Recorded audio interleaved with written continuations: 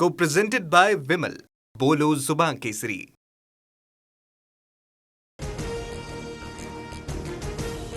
पवारांच्या राष्ट्रवादीचे खासदार पंतप्रधान मोदींची घेणार भेट. सुप्रिया सुळेंच्या नेतृत्वात आज सकाळी 11 वाजता होणार भेट. भेटीगाठींमुळे डिलिमिटेशन बिल पुन्हा सादर होणार अशी चर्चा.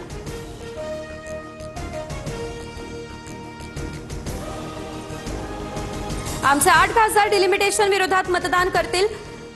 डिलिमिटेशन करू नका हे सांगण्यासाठी मोदींची भेट. रोहित पवार यांचा हा दावा. डिलिमिटेशनवर हमी मिळाल्यास चर्चेला हरकत नाही, शशिकांत शिंदे यांचे हे भाष्य. मुख्यमंत्री फडणवीस आणि जयंत पाटलांचा एकाच विमानातून प्रवास. विधानसभा अध्यक्ष राहुल नार्वेकर यांच्या उपस्थितीने चर्चा. तीनही नेत्यांचा मुंबई ते कोल्हापूर एकत्र प्रवास. भाजप अजितदादांच्या पक्षाची ताकद कमी करतंय. राष्ट्रवादीला अर्थखातं मिळेल असं वाटत नाही, रोहित पवार यांच्या दाव्यानं खळबळ. राष्ट्रवादीचे प्रदेश अध्यक्ष सुनील तटकरे यांच्या नियुक्तीविरोधात निवडणूक आयोगात तक्रार. मंठा परतूर मतदारसंघाचे अध्यक्ष भाऊसाहेब गोरे यांच्याकडून ही तक्रार. तटकरेंचा कार्यकाळ घटनाबाह्य असल्याचा आरोप. संसदेच्या पावसाळी अधिवेशनाचा अखेरचा आठवडा. FCRA विधेयकावर लोकसभेमध्ये चर्चेची शक्यता. सरकार डिलिमिटेशन बिल आणणार का याकडेही लागले लक्ष. रस्ता विकासासाठी की टक्केवारीसाठी? रायगड दौऱ्यावर राज ठाकरेंचा सरकारला सवाल. मुंबई गोवा महामार्गाविषयी मनसे प्रामाणिकपणे लढतीये का? आशिष शेलार यांचा प्रतिसवाल.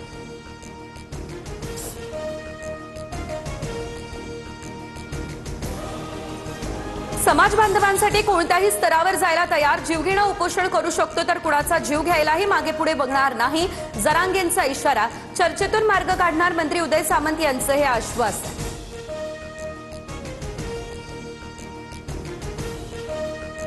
बुलडाणा जिल्ह्याचं नाव राजमाता जिजाऊनगर करा. भाजपचे आमदार श्वेता महाले यांचं मुख्यमंत्र्यांना या संदर्भात पत्र.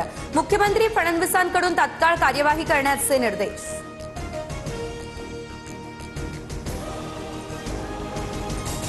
महाराष्ट्राला 13 ऑगस्ट पासून पावसाचा जोर पुन्हा वाढणार. छत्रपती संभाजीनगर, जळगाव, नाशिक यासह 10 जिल्ह्यांमध्ये वादळी वाऱ्यासह गारपिटीचा अंदाज. हवामान विभागाकडून सतर्कतेच्या सूचना. ऑगस्टच्या सुरुवातीलाच पावसानं विश्रांती घेतली, त्यामुळे मुंबईकरांच्या चिंतेत आणखी भर. धरणांमधील पाणीसाठा 88.40% स्थिरावला. महापालिकेची 10% पाणी कपात कायम. जोरदार पाऊस न झाल्यास पाणी टंचाईचं संकट ओढावण्याची शक्यता.